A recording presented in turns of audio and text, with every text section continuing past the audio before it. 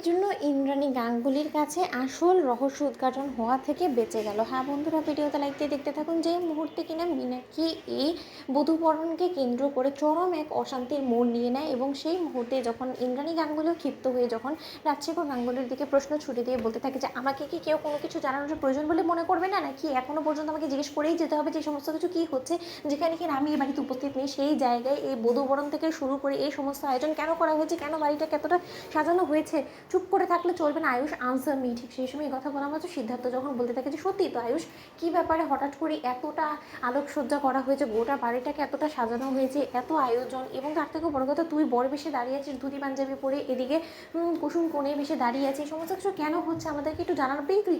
ঠিক সেই সময় মীনাক্ষী যখন বলতে থাকে যে দিদি যদি তুমি এখনও বুঝতে পারছো না, তাহলে তো আমি বলবো যে তোমার চোখে ছানি পড়ে গিয়েছে। তার কারণ আমি বলেছিলাম না সেদিন গণবিবাহের মধ্যে কুসুম এবং আয়ুষের বিয়ে সম্পন্ন হয়েছে, সেটারই হয়তোবা তার পরবর্তীতে দাদা অসুস্থ হয়ে যাওয়ার কারণে হয়তোবা কোনো মতে কুসুমের বধূবরণটা সম্পন্ন করতে পারেনি, বিধায় ওরা তোমার অ্যাবসেন্সের সুযোগটাকে কাজে লাগিয়েছে। কারণ ওরা খুব ভালো করে জানে যে আজকে কোনো মতে তুমি এত সহজে বাড়িতে ফিরবে না, তার কারণ তোমার একটা ক্লায়েন্ট মিটিং আছে, সেটার সুযোগটাকে কাজে লাগিয়ে দাদাকে ওরা নিজেদের প্ল্যানে সামিল করে দাদাকে দিয়ে জোর জবস্তি করিয়ে হয়তো এই সমস্ত কিছু করিয়ে চলেছে।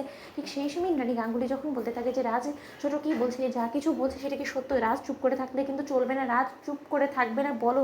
ঠিক সেই সময় এক পর্যায়ে ঈশান যখন বলতে থাকে যে আরে কাকিমুনি তুমি একদম ঠিক কথা বলেছো, এখানে জাদুকর এবং ভাইতারই বধূবরণের অনুষ্ঠান চলছিল, এই সমস্ত কিছু মা আম রিয়েলি ভেরি সরি, তোমার কাছে হাত জোর অনুরোধ করে আমরা ক্ষমা চাইছি।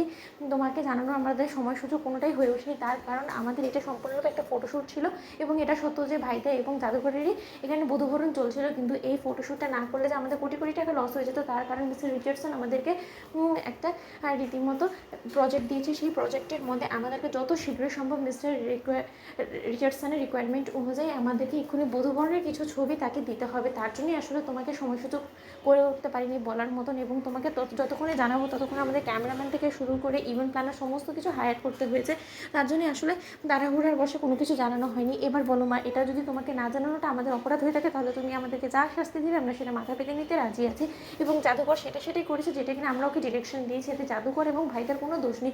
এবার বলো কাকিমণি যেটা বলছে সেটার উপরে বিশ্বাস করবে, নাকি আমরা যেটা বলছি সেটা বিশ্বাস করবে। ঠিক সেই সময় রাজশেখর গাঙ্গুলি যখন ঈশানের তালে তাল মিলিয়ে বলতে থাকে যে সত্যি তো বলেছে ইন্দ্রাণী, এখন ওরা আমাকে যা কিছু বলেছে তার ভিত্তিতে আমি সমস্ত কিছুর আয়োজন করেছি, সেখানে আমি যদি এটা করে থাকি, যদি তোমার কাছে এটা অপরাধ বলে মনে হয়, তাহলে তো আমার আর কোনো কিছু বলার নেই। ঠিক সেই সময় মীনাক্ষী যখন বলতে থাকে যে এরা সমস্ত লোকেরা একসঙ্গে মিলে দিদি তোমাকে বোকা বানাচ্ছে, একদিন তুমি পস্তাবে ওদের উপর অন্ধবিশ্বাস করে, তুমি আমার কথা একবার অন্তত বিশ্বাস করো, এরা সমস্ত লোকেরা মিথ্যে কথা বলছে। এদিকে হলো কুসুমের স্বপ্ন পূরণ করা হচ্ছে, কারণ কুসুমের স্বপ্ন ছিল এবারই বড় বউ হিসেবে ওর বধূবরণ হোক, এবং সেটাই হচ্ছে। তো বন্ধুরা লাইক এবং শেয়ার করো, সাবস্ক্রাইব করতে ভুলো না।